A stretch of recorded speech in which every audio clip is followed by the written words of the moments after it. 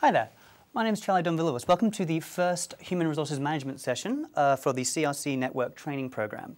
As I say, my name is Charlie Donville-Lewis and I'm the Senior Education Officer for the Labour Relations Division of the Department of Commerce.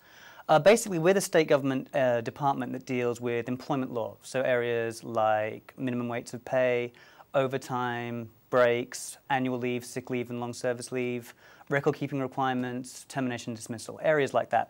And that's what we're going to be looking at over the next 13 or so sessions.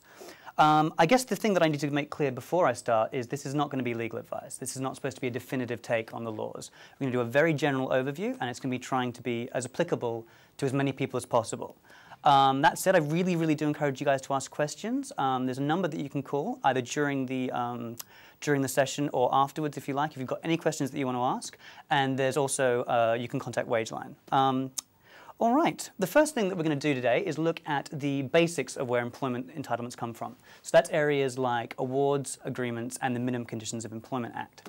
The first thing that one has to find out when one wants to find the minimum entitlements is what system of law the business could be in. So if we look at the first slide I've got today, there are two systems of employment law that could apply to any business.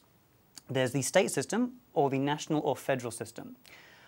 So the state system is where I'm from, and we generally deal with smaller businesses. So that's areas like sole traders and partnerships. If your business is set up to be a sole trader or a partnership, then it's covered by the state system, and it would be Wageline that would be the call centre to call with any general or specific queries. The other system is the national or federal system, and they deal with constitutional corporations. Now that can mean a few different things, but the main example of a constitutional corporation is a company that's set up to be proprietary limited. So if a business is run that way, then you would call the Fair Work info line for any advice about employment law matters. If you're ever not sure, if you work for a business and you're not sure whether it's set up to be a sole trader, a partnership, or a proprietary limited company, you can always give Wageline a call. They can look it up for you, they can find out which system covers the business, and they can make sure that you talk to the right people. The next slide I have is a little bit of a breakdown of the two different systems. Now, I don't for a second expect you to memorize all of this, but I think it's important to be aware that the two systems of employment law do mirror each other, I suppose. So in the state system, you've got the Minimum Conditions of Employment Act, and that sets all the minimum basic entitlements that all employees in the state system are entitled to. Now above that, you have awards and agreements. Now they're specific to different jobs and to different industries, and they set more specific entitlements and generally more generous entitlements for different areas. And as you can see, the national system mirrors that. You've got the National Employment Standards, which sets the bedrock, the very basics that all employees get. And above that, you've got modern awards, enterprise agreements, and individual flexibility agreements, specifying different entitlements for different jobs and for different industries. So as I say, I'm from the state system, and basically what I talk about is going to be specific to the state system, but it's going to be general enough, hopefully, that 90% of the time it will be true for both the state and the federal system.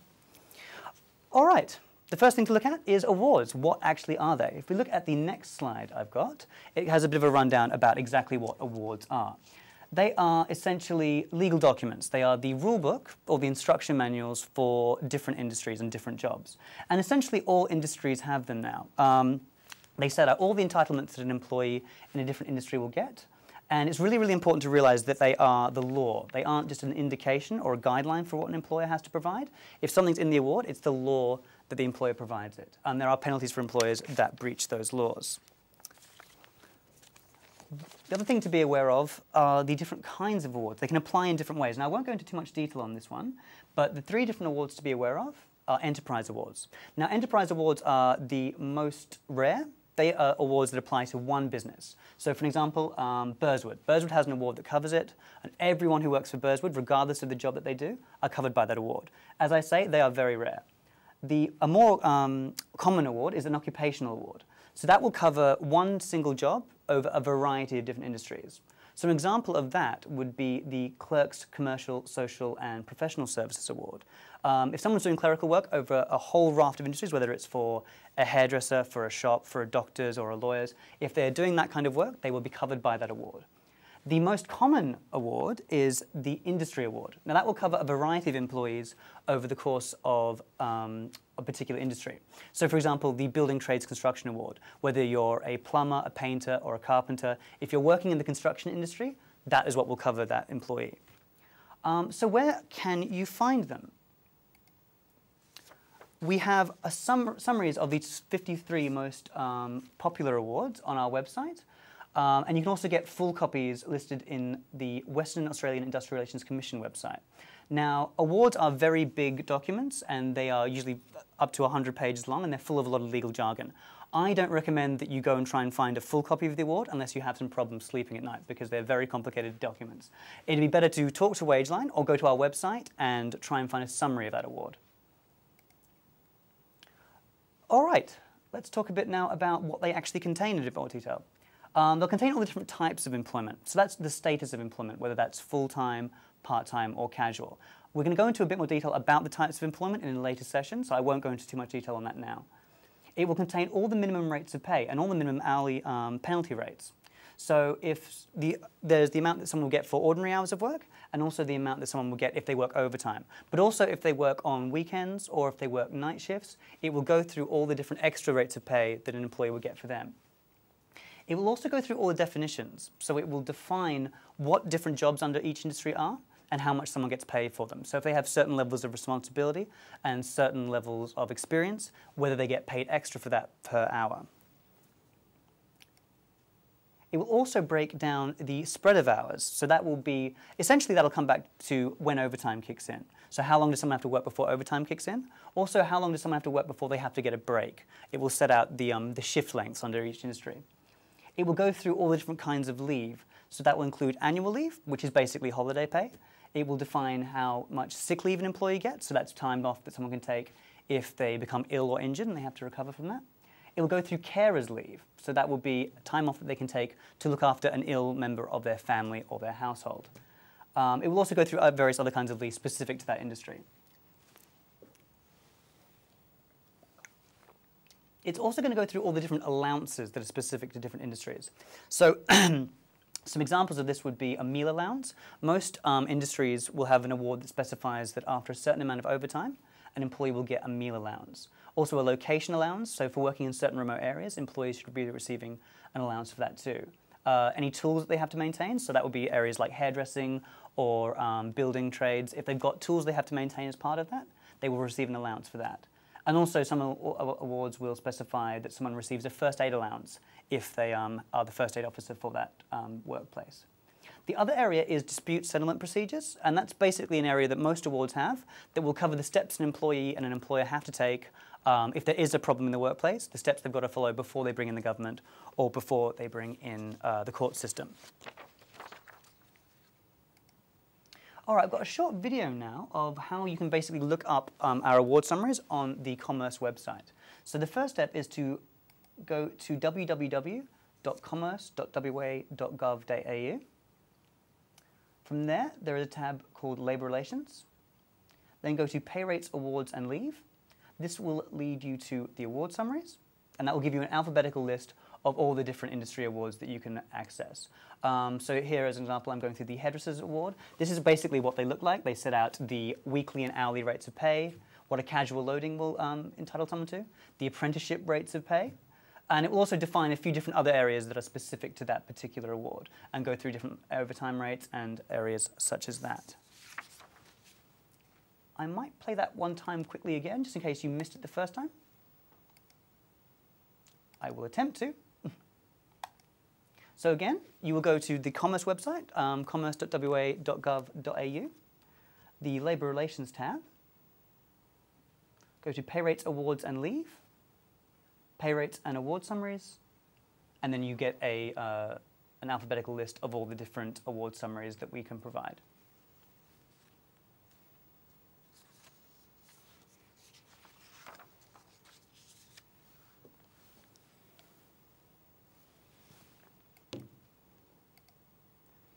Okay, the other area that all employers have to be aware of is the Minimum Conditions of Employment Act.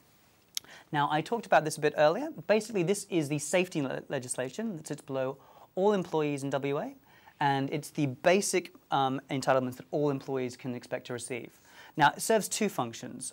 Firstly, it covers employees that don't have an award that cover them.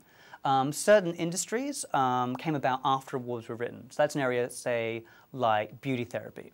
That was written after awards were put together. So they are covered by the Minimum Conditions of Employment Act for their hourly rates of pay, for the weekly hours that they're allowed to work, and also all the leave entitlements that I spoke about before. So their annual leave, sick leave, and long service leave will all come from the Minimum Conditions of Employment.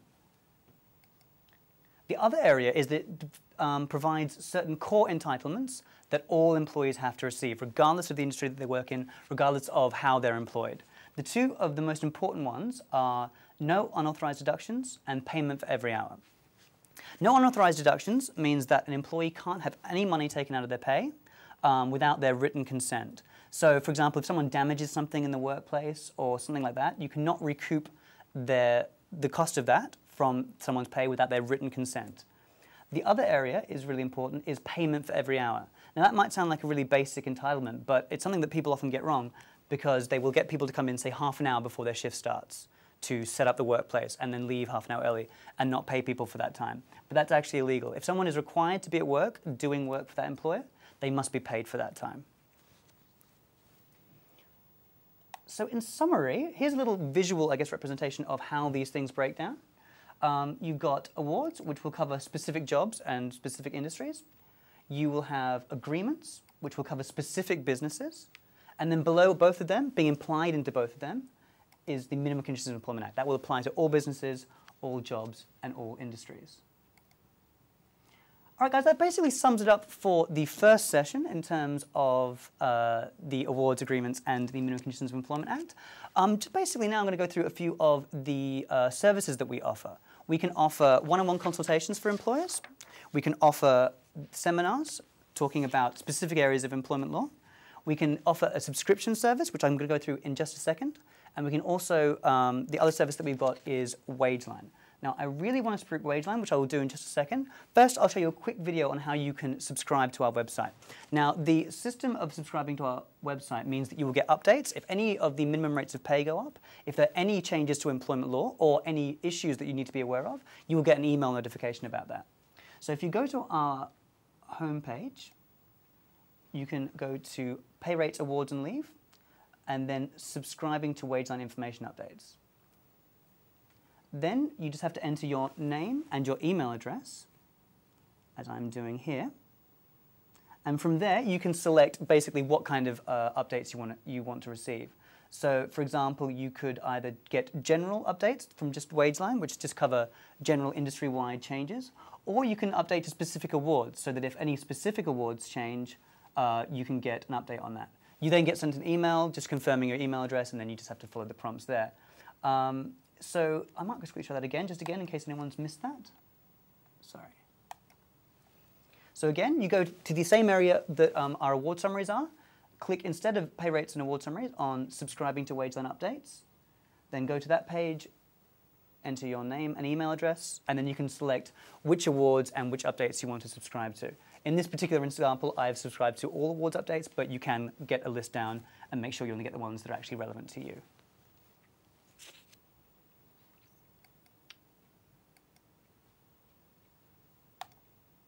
Okay, and finally, I just want to do, and this will happen every single time I do a session, guys, so get ready for this. I want to plug WageLine. WageLine is a really great service. It's free, it's confidential, and it's unbiased. A lot of people worry about calling places like WageLine because they think they might unknowingly admit to some wrongdoing that they weren't aware that they were doing. But that's not the case. It will stay between you and the person you talk to. You'll get some advice on your situation, and then you can move on from there. Obviously, you won't always get the answer that you want, but you will at least know, and you'll be able to move from there. So if we could just get that number up again. The number for WageLine is 1-300-655-266. Now, if you wish to arrange a phone conversation or a meeting with me to speak about any specific areas of employment law, give WageLine a call. They can put your details through to me and I can contact you. Also, you can email them with any queries that you've got, and you can also email about any seminars that you might like to receive. And I think that basically covers it. So if anyone's got any questions, the number to call is 1-800-678-208. Now, while we're waiting to see if anyone actually does want to call and ask me any questions, I will spruik the next session we're doing. Next time I'm going to be on is October 9th. And I'm going to be talking about employment status. So I'm going to be looking at areas like full-time employment, part-time employment, casual employment, and being a subcontractor.